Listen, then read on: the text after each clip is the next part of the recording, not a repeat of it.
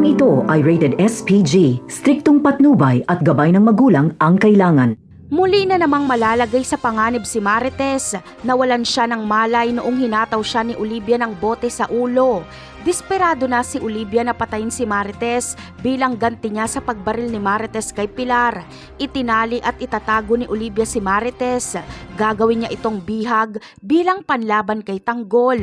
Wala pa namang makakapagligtas kay Marites dahil kasalukuyang nagpapatayan si Ramon at Tanggol. Sa kabilang eksena naman ay naisahan nga ni Ramon sila Tanggol. Nasundan kasi nila ito sa pamamagitan ng GPS tracker. Luging-lugi sa bakbakan sila Tanggol dahil hindi nila pwedeng patayin si Ramon habang si Ramon ay desperado na ubusin sila Tanggol. Hindi naman kasi alam ni Ramon na sila Tanggol pala itong nakakabakbakan niya. Pero walang magagawa sila Tanggol kundi sumuko na lang. Nasukol na kasi sila. Napatay na ni Ramon ang katiwala ni Divina na si Chito.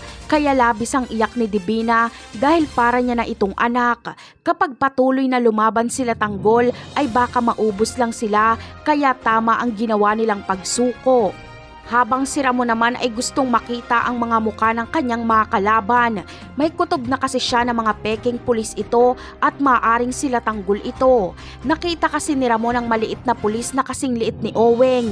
Kaya maiisip agad ni Ramon ang kaibigan ni Tanggol na si Oweng at walang matatanggap na pulis na ganito kaliit.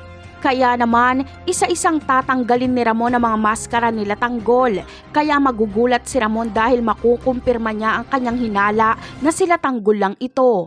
Sobrang dismayado si Ramon dahil hindi niya lubos maisip na tatraydo rin siya ng sarili niyang anak.